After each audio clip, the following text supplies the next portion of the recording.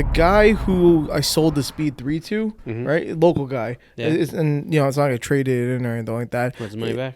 No, come on, come on. He sent me a couple videos of just a couple of, like, him doing a couple drive-bys and stuff like that. And Why? just, I don't know. I mean, we were kind of chill when we were doing the whole sale Oh. and whatnot. So he's just being He's like, like, thanks. Let me show you how your car sounds now that I own it. exactly. But Is it different? it was just him showing that he enjoys it. You know, okay. I don't know. All right, He- all right. to be fair, it was his first car. That was Oh. his first car, and he just, simply just really enjoyed it, I guess. But I guess that's um, cool for a first car. exactly. So I thought it was cool that he also sent me some photos. He's like, yeah, I'm local. Again, we can always do meet up or something like that if you ever want to do some car stuff. Like if you ever and- want to look at your car. Well, but there was something about it where I thought it was really cool that he's enjoying the car, but there was something about just like seeing my old car under the new owner just kind of just felt weird, and I was like, I don't know. It's I just wonder if that's what it's like when you move out of somebody's house yeah. and like you drive by and you're like, oh, I used to live there. Well, yeah, I guess so. I haven't had that experience. I kind of pictured it more being equivalent to like if you broke up with a girlfriend or something like that, and you see, and then you see her with Shots fired another there. relationship later on or something like that. That's kind of Yeah. how it felt. So Yeah, that's it's weird. Yeah, it was kind of weird in the sense, but it was almost like a good for you type of thing. Yeah. Like, Okay, I don't- I get it. I don't know, but I mean, have you had any situations where you sold off any of your previous cars and either someone you know or Yeah. I think, like when I think back, I think there's a lot of cars. I say a lot. I mean, I would say that there's a solid 5 cars that I've owned in my past that I wish I didn't get rid of now. yeah, But I think there's only one that I like. It really kind of still bothers me to this day. what's that? What? So my I feel like I 2G, can I had a guess. 2G, my 2G, my black Eclipse, right? And I had a few 2Gs, so like whatever. But the one that I had was the one that was like the one that had the most amount of work, and it was the fastest one, or whatever it was.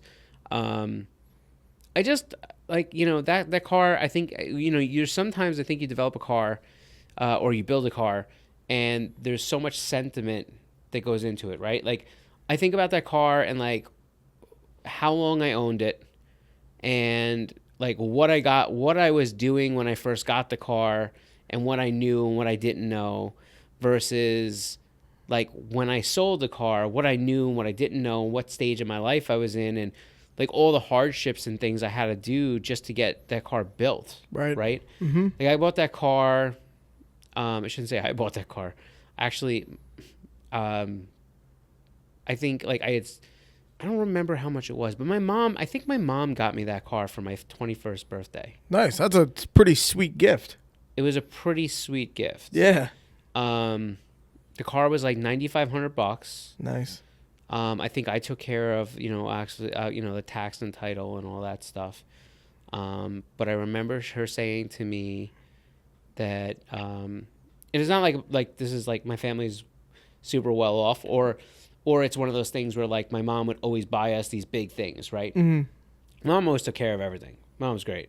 Mm-hmm. Like, but with that said, I remember I wanted this car really bad, and I was still, I was in college. This is what, like early 2000s, I guess. Yeah, like 2002 Yeah. ish, right around there, I think. Mm-hmm. Maybe 2003, but right in that area. And I remember like I wanted one. I had tried to get a 1G before that, a GSX Eclipse. Yep. And it didn't really pan out, like just whatever. And I saw this car and I wanted it, and it had like 99,000 miles on it. And Nice.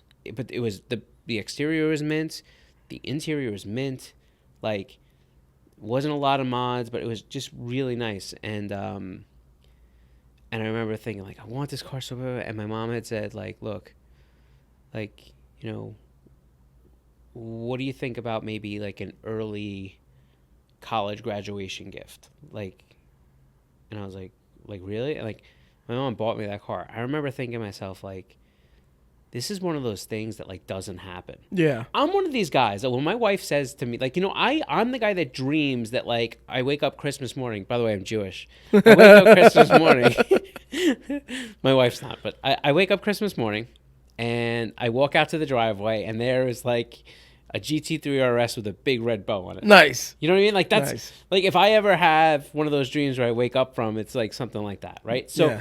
so I guess this is the closest I think I'll probably ever get to that. Like my mom straight up was like, "How about an early graduation gift?" Yeah. She's like, I know you really want the car, and you know I can swing it, and I remember her paying for the lion's share of it, and yeah, and you know, and it really, when I tell you that I think that car transformed my world Yeah. in what we do, like I can honestly say there's a high probability that if I didn't get that car, I wouldn't be here today. Yeah. Wow. That's crazy. Because I played with cars a little bit from the time I was 16, but I never really owned anything that I could get like excuse the impressions, like balls deep into. Well, like here's why I say that term, and I don't say just like neck deep or whatever, because I think there's a level of gravity when you are a car enthusiast that begins to become like a super technical guy or willing to do some work. Like when I talk about my mom being a good sport, like when I had to take apart the transmission, Yeah. I mean, I didn't have any place to do it, and my mom was at work, right? So I covered the kitchen table in plastic, and I disassembled my transmission on top of the table, laying everything out. Oh man. Right? I don't do transmissions. I don't have I didn't know at the time how Yeah. to do that stuff. So, but you know, like I built my first engine for high end engine on that car. I built, I did a lot of chassis fab on the car. Like I really bit my teeth on skills with that car. How long do you have that one for? I sold that car in 2009. I To, bought it to in someone you 2000 knew, or So yeah, so I knew them. I wasn't planning on selling the car. I had just bought my first house. When you buy a house, you have a house. Yep, kind of, but yeah. I understand. Yeah. But what I'm saying is but when you buy a house for the first time, and when I bought my house, I was 27. Yep. You leave that area after putting the down payment and the stuff and all the crap you have to put out of pocket and pay for home inspections and different things like that. And you leave there and you have enough for a Happy Meal and gas to get home. Oh, I see. So it was a financial thing. It was so tight. And I remember thinking well, this is just how it is. If you want these things, you got to start somewhere. Yeah. And I wasn't looking to sell the car, but the car was still at my mom's house. And I had, when my wife and I moved into our house, we had a bed. I think we had a bed. We had nothing. Yeah. Right? We moved in, and I remember the house being completely empty, and we literally, my wife had a Chevy Equinox at the time, which I hated. And my wife will probably still be upset because I sold it for nothing just to get rid of it. But anyhow, so we took our bed, and which was the bed I had bought right before I left my house, and it was a queen size bed, and we literally folded it like a taco and slammed it into the back of our Equinox. We moved our bed over. We didn't, I had my box spring, so we put the box spring on the floor and the mattress next to it, and some BS plastic containers that had wheels on them, Right. to each side to make little end tables. And I took some wood and I made this ridiculous stand, and we put this big heavy 32-inch TV, the tube TVs. Yeah. Do you say big 32-inch?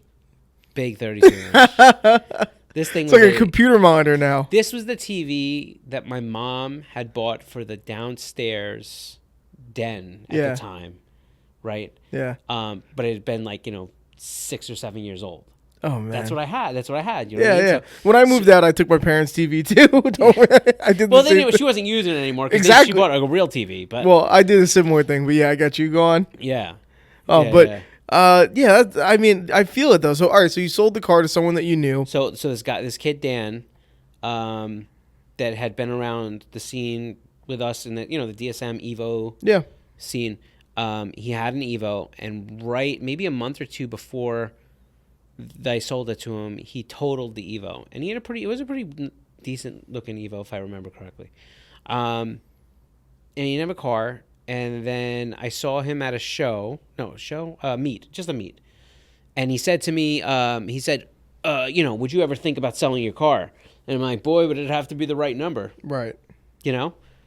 And we kind of left it there. And then he like sent me a message on one of the forums, and he was like, look, like, how much do you want for the car? And I'm like, well, that's the thing. Like, I don't really want to. I wasn't planning on selling it. And then he was like, okay, well, I'll give you. I think at the time it was like, like $13,500 or $13,000 or something. I don't remember. Yeah. And I remember thinking like, this may be the most money I'll ever really get for this car. Mm-hmm. Back then, those cars didn't have the value. Now if I had the car, I'd probably sell it for 25 and maybe would get away with it. Right. Well, with the work done on it, of course. Yeah. But, So yeah. So I said, but then he started telling me all the things he didn't want, and now I was taking things off the car to sell it to him. Oh wow. And I'm like, man, But still for that price. still for that price. Okay, that's pretty good then. So I That's not ultimately bad. ended up having because I had spare everything, spare trannies, spare transfer cases, spare axle sets. He didn't want the I had a carbon fiber hatch Mm-hmm. with with Lexan in it and stuff like that. Nice. He didn't want that. He didn't want there was like just a lot of stuff he didn't want. He didn't want racing seats. He wanted just didn't want that stuff. And he was like, look, you could take all this stuff, and then it was still the same price. And I was like, well, and I was doing the math, and I'm like, man, I could probably get like $5,000 or $6,000 for all these parts. Damn. So at the time, it wasn't really. It was like basically like I didn't have any money. I just bought a house. Oh, by the time you get done doing all this stuff, you could probably have like $20,000. Yep. It's a big difference. Yes, it is. So I didn't have a choice. I sold it. I remember when he came to pick the car up. I remember him. It had a really crazy twin disc, and at the time, twin discs were so hard to get. They weren't as refined as they are now. And I remember like when I put that twin disc in, there was no real kit that came with the car. Like it was this company Powertrain Technologies, which I think they were bought out by somebody else, but PTT and there was another company up in Chicago area that was making a clutch called a Quartermaster, and they kind of used the same type of idea, sintered metallic discs, obviously with a floating ring, and then but a lot of the stuff that they did, PTT was catered towards domestics. So I kind of met with them for a little bit. I was just starting to write for some of the magazines at that point. Okay. So I told them about the idea of writing an article about doing this clutch install, which I did. Mm-hmm. And they gave me a deal on the clutch to do the install and do the magazine article.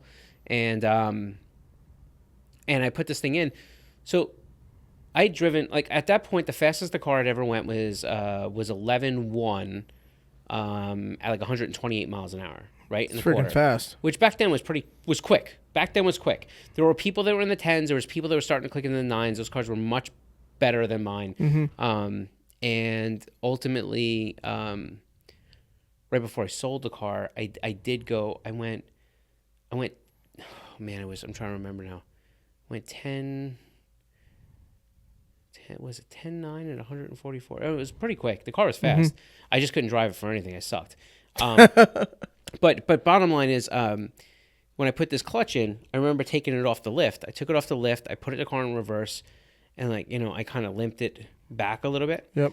I ended up having so I finally get it out of the bay, and I go to accelerate forward, and the car bucked so hard that it used to have like this luggage, like the trunk cover. Yep. Okay. And I used to I liked that because it went over my cage, made it a little bit different to see, so you didn't see all the bars and stuff like from the back hatch area. Right. This thing, I stalled the car so hard that thing shot against the back of the trunk and then shot into the back seat. Holy crap. It was so bad. And then I remember thinking like, oh, what the hell is that? So then I tried to give it like more gas and feather it, and you just couldn't feather it. There was no, the clutch was an on-off point. Yeah. You had a muscle memory know where that clutch point, where the release point was. Mm-hmm. You couldn't feel anything. There was no feedback. You just were. It was there, and then it was on. And Wow. and I just couldn't drive the car, so I ended up having to limp the car back into the bay, put it back on the lift. And I remember like the next day, I came back to the shop that I was working with, and I took the slave cylinder out, and I went to this Napa that I had known, and I spent like all day there going through boxes. I was probably there for like 3 hours. Going through boxes of slave cylinders, looking for one that had similar bolt hole alignment to mount onto the transmission, but had a much bigger bore diameter. Makes sense. Which usually gives you a much better throw, like you know, to have a longer throw. Anyhow, the point of that is that I remember him watching him pull away, and he's like, you know, he knows that it's a tough car to drive, and he's trying to like limp it along. Stalls it. No, he got through, because at that point I had kind Fix of it. resolved Yeah, it yeah, better. Well, then clutch pedal stops and all these things so basically there was a clutch pedal stop, and then right after that there was like a release point. So as soon as you kind of got used to that, but I remember watching him drive away and thinking like, that's a shame. Yeah. You know what I mean? Mm-hmm. Fast forward, I've seen that car change hands once or twice. Do you know where it is now? I think so. Oh, wow. The last I heard was probably like a year ago, so that's why I say I think so. Still in New York? Yep. Nice. Still in New York. Not nice. Oh. I heard what they did to the car, and if this person's watching or sees this thing, because I'm sure that my friends will end up sharing it, like, I'll mean no offense by it, but, you know, it's not, you know, I think I'm almost happy that they did what they did to the car, because it's not my car anymore. Yeah. But, like, to me, in my opinion, they destroyed that car. Oof. That car went on to be even with the stock engine, even with the engine that I had built and put in there. That car went on to be like do some pretty heavy street racing for years. Oh, okay. And apparently, it was very, very fast. Nice. Right. When I got rid of that car, the last dyno pull I think I pulled was something like 675 all-wheel horsepower, like 531 torque. Yep. And I wasn't even like all the way up on boost yet. I think I was running 37 pounds of boost or something like that. And there was more room to go. And I heard that they got it into the 700, you know, Wow. mid into the 700s or whatever, or something like that. But, you know, just like a lot of things that they did, things that they cut away. Like the car was really nice. And I guess out of all the cars, that one is the one. Like I think about it. When I first started, I didn't really know much about cars. Yeah. I knew what I thought I knew about cars. Yeah. But like I didn't really know, because I had never like really built engines, and I had never really built transmissions, and I had never really put cages in cars and done fab work and done these different things. And then, you know, being able to have experience and watching people help me along the way or different things, I picked up a big skill set. And then, you know, started tuning a lot of cars and really progressed very quickly with that car. And then by the time I was, you know, I got that car when I was still in college, had nothing, to the point where I sold that car and I had just basically bought my first house. You know what I mean? Like, I guess I feel like It was in that growing stage of your life. Yeah.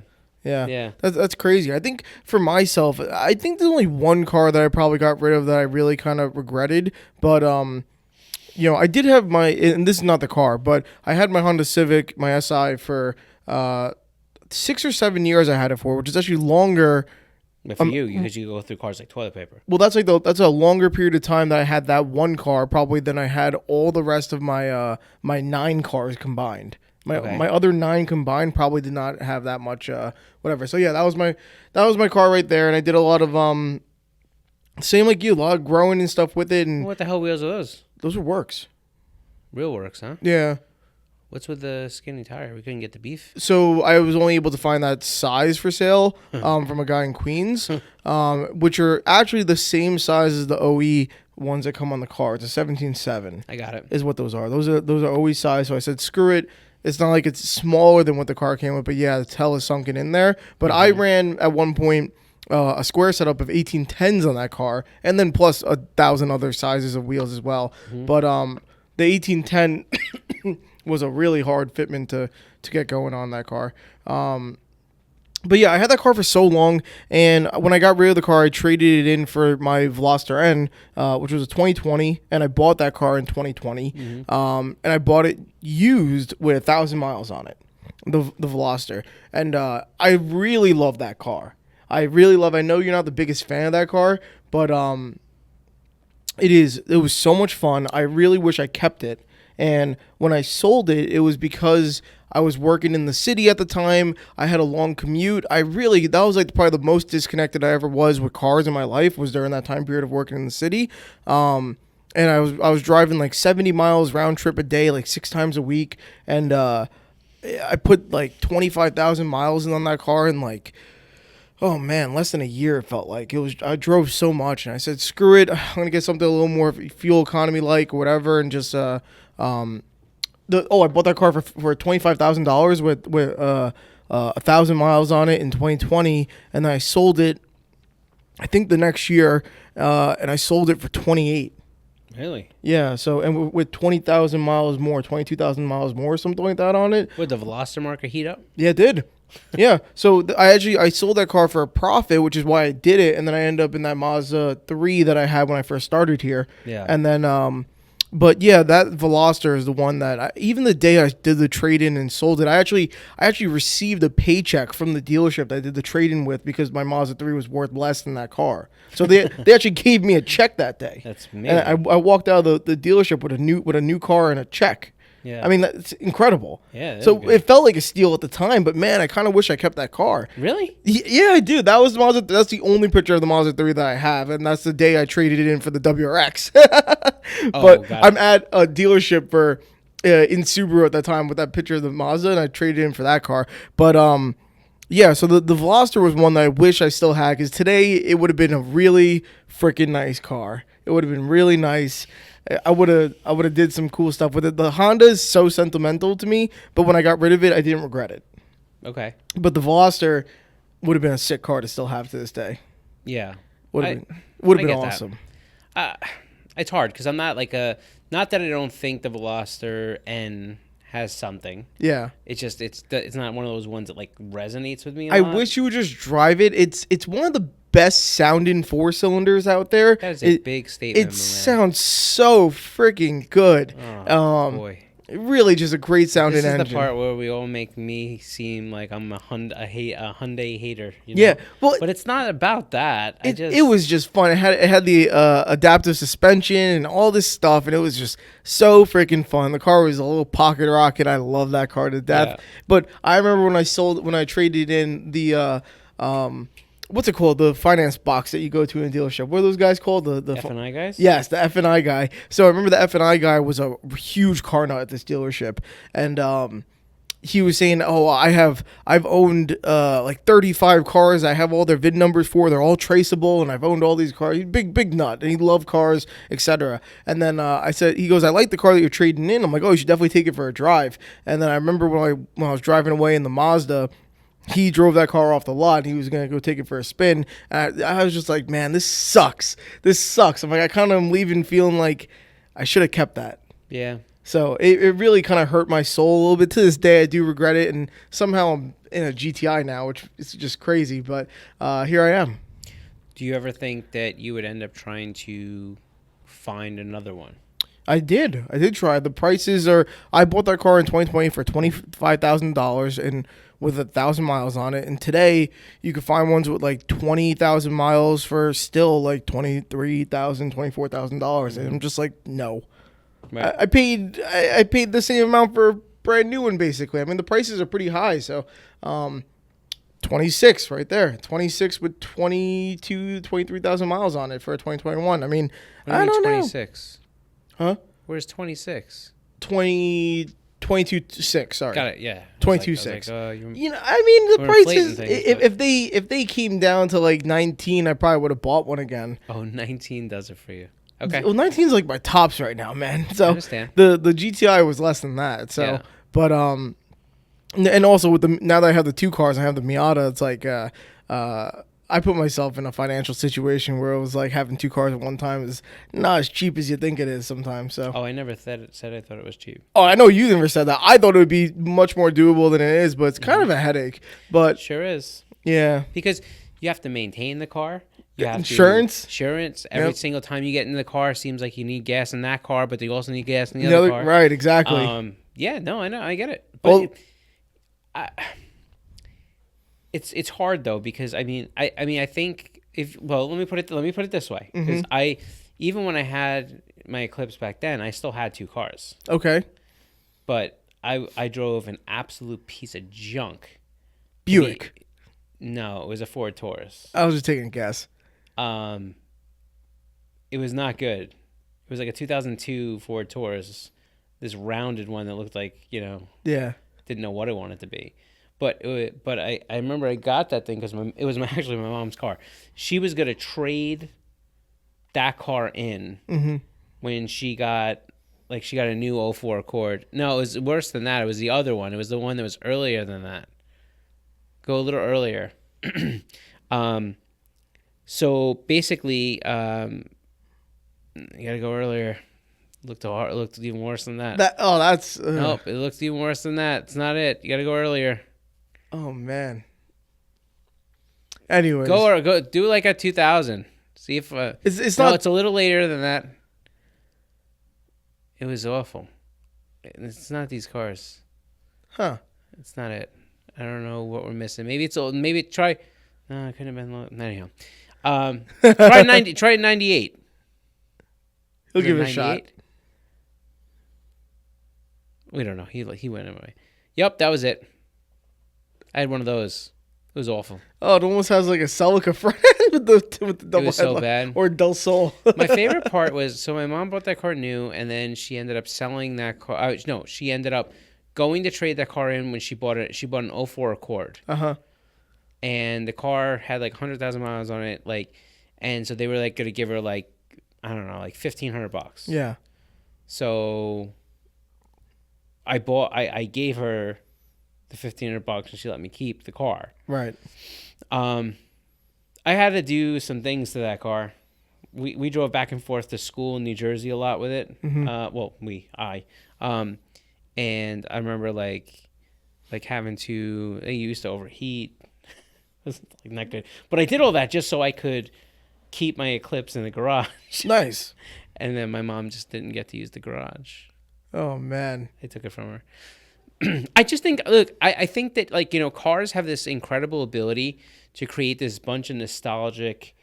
This is where somebody will put in the comments because of the grammar police that I use nostalgia or nostalgic, right? Yeah, I saw that one. Yeah, that guy. Shout out to you, man. You're the grammar hero. You win. But I think somewhere along the line, cars have this ability to not only capture kind of the sentiment of maybe what you're going through, but really become like almost this emotional representation of kind of a whole era of your life, right? Yeah. And I think that's why our parents were so big into getting hot rods that they couldn't have when they were a kid. Yep. And why the values went up on so much on them, and how that's shifted now to a lot of the JDM cars because people want what resonated with them when they couldn't afford it, and then they start to be able to afford it, and it's like they want to recapture that. Right. So I ultimately spend every day of my life before I go to bed looking at Marketplace, trying to get the cars either I didn't or couldn't get before, or try to find something that's like the gem that, if I find the right Eclipse that's not like, I think the most I could probably spend and feel okay about it is like around that 13.5 mark, because I don't feel like I could spend more than what I sold the Right. car for. That's mental though. It's funny because the way I've always looked at cars and stuff like that, which my mind has changed recently, but like for the most part, I've always looked at owning cars as like collateral. In the sense of like if I bought a desirable car or a car that's going to retain value in its way, I could always have fun with it and then sell it and upgrade.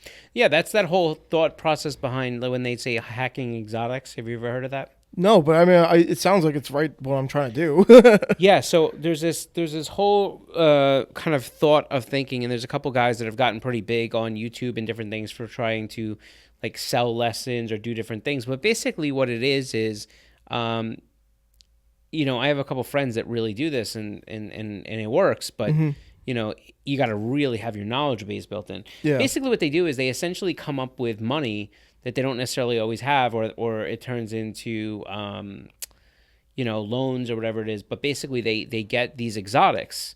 They find the right ones, the ones that they believe are the right option cars Yep. that have the right, colors and the whole thing. And they know that the car is desirable, and they make a good bet that the car will appreciate in value. Yep.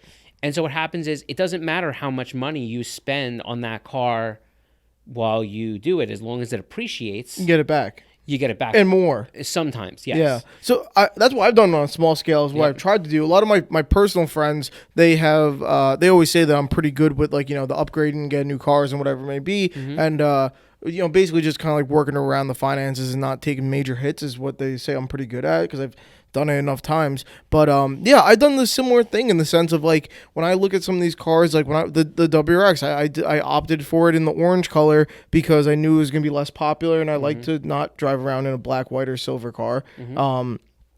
So in that sense, it is less common, and that does hold some value. Typically, if you have a blue car, a lot of times blue cars hold their values better than other colors and stuff like that. That's interesting. Yeah, I mean, well, for the most part, and not like a blue that you would find like on a CRV, but like if you have a car that's like a nice blue, Like a Zaguna Seca blue. something like that. Those cars always hold their value just a little bit better or whatever it is. So I mean, I hate to look at the cars in terms of like only like a money value, but like when you do think about the long term, my ideal plan was like to eventually get out of the Civic, maybe get into the Veloster, go from there, maybe get into an Evo, and then get into maybe something a lot cooler in the future is what my plan was. Right. And then I guess I kind of realized eventually that having more cars is better than having one really cool car.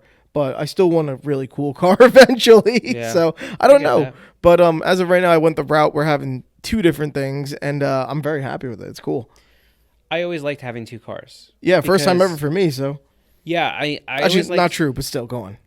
Well, I've had two cars before, but not long lived. right. I like having two cars because one, I like to have something I can drive every day, and if I park it into a place and something happens to it, door dings, whatever, I'm not devastated. Yeah, Not that I'm happy, but I'm not devastated. right. And I like to have that ability to really.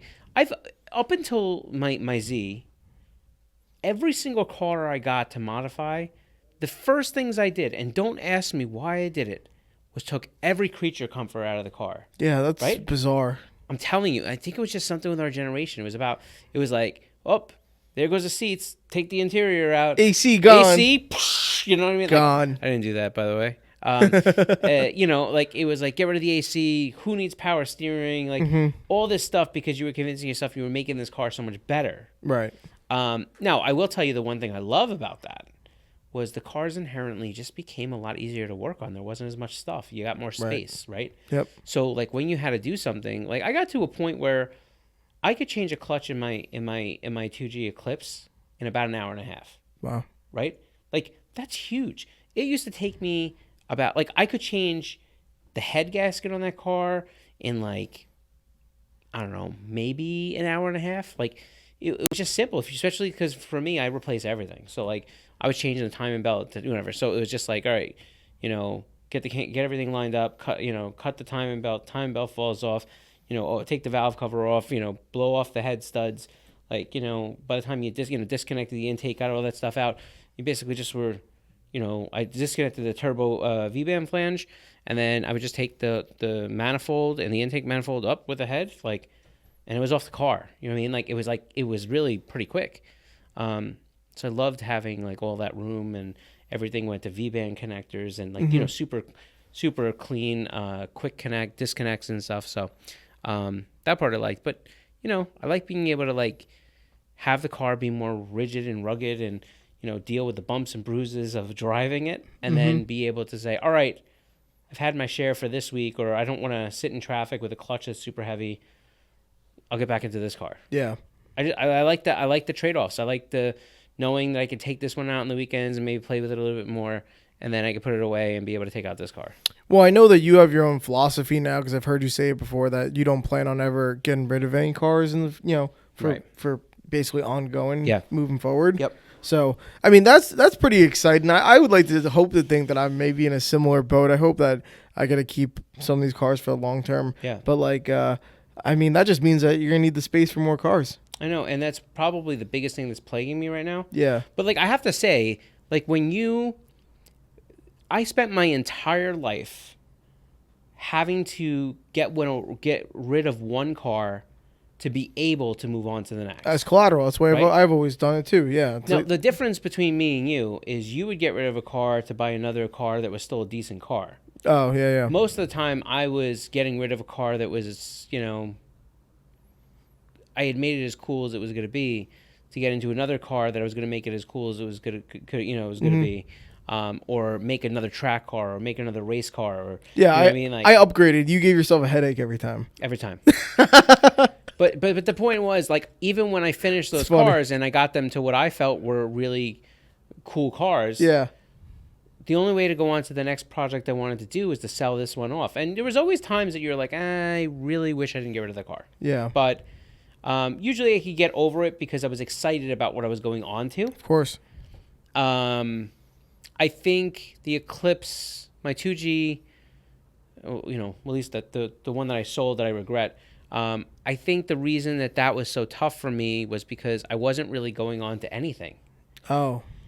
At the time, I actually had sold 4 cars. You were going on to stuff. It just wasn't car stuff. So I sold 4 cars when we got our house. Yeah.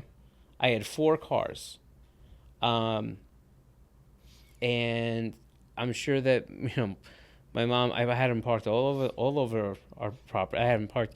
I had one in the garage. She didn't get to use the garage. I had 2 in the driveway. Mm-hmm. I had 1 in the street.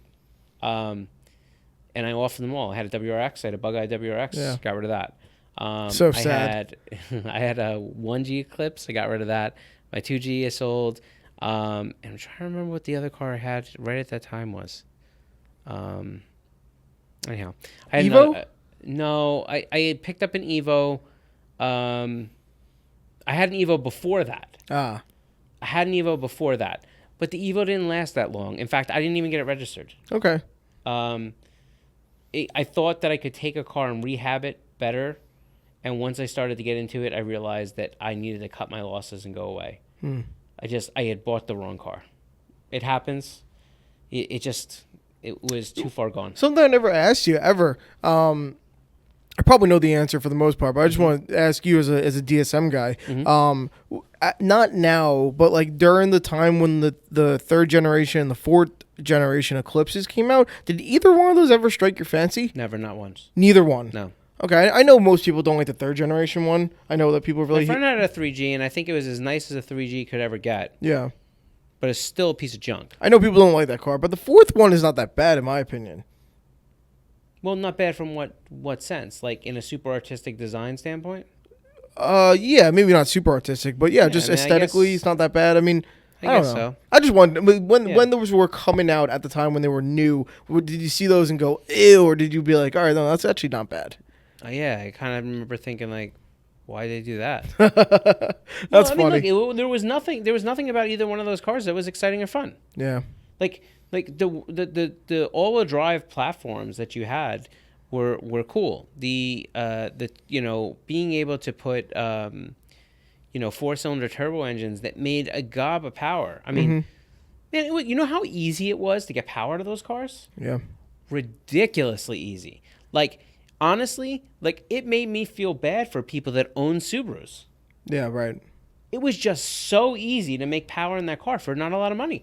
And there were so many people that were such a community of sharing information on things you can do on the cheap. And then there were so many people that had so many like usable, like used parts, and you could.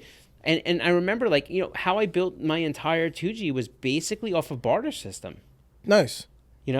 with exception of that first engine, because I couldn't get all the components. It was just a lot of money to, between machine shop and different things like that. And I actually, at the time, like I said, I was in college. So one semester came up, and I asked my mom if it was okay if I take a student loan. You should never do this, by the way, everyone. And she said, "For what?" And I had said, "Well, I got this car stuff I want to do," and I took a student loan, and I finished my engine. Get out of I here. swear to you. Oh my It God. wasn't That's for a lot, but I did. nice. Yeah. Well, yeah. No, you got to do what you got to do. I feel like. So, but I remember like everything else I got in that car, I got through barter. In other words, like if I needed, like when I had the cage done for that car, the guys at Energy, shout out to Tom at Energy Tech. He did a great job on that cage. It was so tight to the car, like you couldn't even see it from the outside. It was really great job.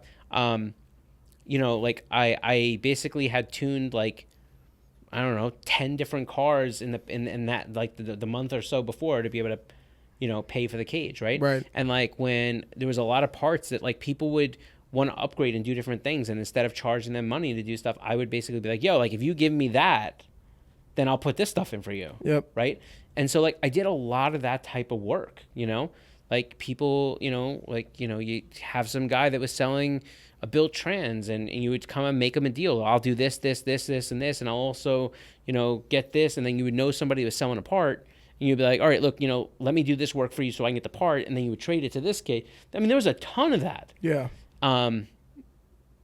So like, I built my whole car like that. Like, Yeah. I mean, I had nothing. I was broke whole time. Hey, listen. That's why none of my cars were all that nice, because I was broke. I remember I used to go to shows, and I would come through with a trunk full of parts that I had, a little cardboard sign or whatever it was, leave it on the car, and just leave your number and be like, "I got these parts in my trunk. Hit me up if you want them." Like, you were desperate to get rid of stuff and make some money because you were looking at other stuff to buy. And So- I was the other way. I was a hoarder. Oh, you were. Oh, that's right, because you always have spare stuff. Always have spare stuff. I was barely able to just get what I wanted, so I was constantly selling all the stuff that I have and whatnot, and like I get that. sell everything for one thing. That type of thing. That barter work. I would barter to get spare parts Wow. because I had this thing that if I was gonna go to the track or if I was gonna do anything and I was gonna take that car out, I never wanted to be one of those guys that was like, I don't know what to do next. My day's over because I'm Well, it wasn't even lost. just a day. I mean, there was some times that I couldn't fix the car at the track. I mean, there's a lot of cars I couldn't fix the car at the track. But Right. but the point of the matter is, I also wasn't a risk taker. I didn't drive my car to the track. I always threw it on a trailer. Oh.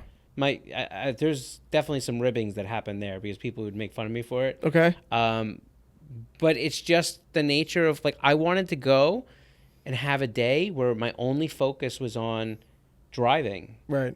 And the idea of thinking I can't like drive because if I break this car I can't go home didn't make me drive any better, Right. right? I can't say I drove much better even without that thought, but I mean, what I'm saying is I definitely wouldn't have driven any differently the other way. So, but like I want to, even if I got the car back home, like I wanted the car working immediately, right? So like, you blow a transmission and then like, screw it, I guess I'll throw the spare one in. 3-4 hours later, you're back to functioning again. Yep. So there's always that stuff, but I don't know. Look, my whole thing now has been, finally got to a point in my life where, as I've built cars, I know I'm building them for me. And when I build them for me and I put them in, it doesn't mean I keep every car I own. Mm-hmm. But when I buy a car to modify it or do something with, it's only going to be one of two ways. Either I'm buying it because it's on my bucket list for builds, but I don't really care if I keep it. I just want to go through the because I love building cars. Yep. Or I'm going to buy this car and I'm going to do it exactly like the way I want to do it, and I'm never selling it. Because I'm tired. I don't want to be in that spot anymore. When you say never selling it, I'm pretty sure I'm going to know the answer to it. But like, the rule of everything has a price will still apply, right? Yeah. Yeah, that's just. I guess Yeah. you have to, consider but that. the price that I would probably take for that car is so overly absurd Yeah. that it's never going to happen. You know what I mean? Like, Yeah. it's never going to happen. No one's ever going to. That car's not worth it. I would never pay that much money for that car in my entire life. Yeah. Right? Like, I wouldn't buy that car for that money. So the amount of sentimental attachment and just kind of work you put into it is always gonna keep it at a higher amount than what it's actually worth. This car is not about sentiment. Yeah. I'm not emotionally attached to this car. Okay. But I love the car that I built. Right. To me, it's perfect. Mm-hmm. Like I don't believe that I could have built, exception of maybe making it a little faster. Mm-hmm. But the car makes just south of 500 horsepower. I mean, we've detuned it to about 440-ish. It's obviously great wheel and tire setup, twin turbo car. Shout out wheels. Yeah. Got some of our forged wheels on there. It's got all the supporting mods you could think of. I got the car is very nice. It's very nice. It's a nice car. Yeah, it's a nice car. And I'm not saying that like, oh, I think it's the nicest car. I'm just saying for me, the car handles amazing. I've done everything, bushings, subframe things. Like I've built connectors. I've made the car. The car just is perfect. It balances. It drives so well. It doesn't feel like you're driving anything other than a stock car. What I mean by that is like the turbo kit's all integrated. That Jim Wolf Technologies kit is amazing because they've casted a lot of parts. They've made everything like if Nissan had made it, it's similar. Right. Mm-hmm. I've installed everything from suspension to electronics to different things into the car, but done it in a way where it feels like OE plus. Like, it's whatever. And here's the thing. It looks, that's, different wheels, but like, it looks very much like it accentuates the stock body lines. Even the Ings LX kit and the carbon craft mirrors and stuff that are on there. The carbon craft mirrors, I had them they're paint matched, right? Mm-hmm. But I guess the point I'm trying to make is that like when I roll down the street, cops don't bother me. Yeah. Because it just looks similar to a stock car. The exhaust is one of the original Greddy titanium exhausts. Can't get them anymore. Mm-hmm. You know what I mean? Like I like that combination. Like even I put the Fortune Auto air lift, the cup system in. They don't make it anymore. They don't sell it. Wow. Right? So like it's not about having those parts, whatever, but that system for me when I dissected it and put it where it needs to go, like it's spot on, right? And again, the car functions well. I mean, the fact that I can keep the car as low as it is, go over a bump, and then be able to, go over to a speed bump and be able to slightly raise the car up, get over the speed bump, lower the car back down, and it's still just a coilover. I mean, it's just so many little details, I just, if I'm going to go through the effort of doing this stuff and building this stuff, I don't want to get rid of them. Yeah. So I wonder if one day maybe you turn that into a drift car. No. No, I would buy another one. Yeah. That's totally whatever to strip it out and build a drift car. But like I wouldn't. That's part of this whole thing. Yeah. I spent my entire life basically destroying all the cars I liked by taking everything out of it. Now, when I said everything has a price earlier for the car, what about trading? What if someone wanted to trade you for that car? It would really depend. Yeah. It would really depend. Because I think the value would have to be like insane. Like they're giving me insane credit for what my car would be worth. Well, here's an interesting question. You've been, people probably know or maybe have heard from us talking in the past that you've been trying to do an MR2 and you want to do a K-swap on it potentially, whatever it is. What if someone had a K-swapped MR2, beautiful, just complete to your taste, and they wanted to trade? No. Similar value No. into the car? No. Not at all? No. Because you would just do it yourself? Yeah. Because the thing to me there is it's not about the car, it's about the build. Yeah. Right? So, like, if I can't build that car myself... Now, I'll give you the opposite. A really, really, really nice R33 GTR. Mm-hmm. Like a really nice one. Okay. And, let's say that car is a $80,000 car. Right. And they're saying to me, hey, look, I'll take your car and give me $35 cash. Right. You're valuing my car for a lot of money. Yep. That I would probably have to do, but I would think about it. Oh, that's a good question. What about a R33 GTR that is not in the best condition, but probably at the same value as your car right now? Trade. car for car. No, I don't think I'd do it. That's crazy. Wow. Good let for me you, tell- man. but let That's me- awesome. But let me tell you why. That's really Because awesome. I think that I'm at the point where if I could make a decision if I really wanted to, and I could turn around and just tell him, no, I'll just buy it from you, Ah, and I get to keep both cars. right.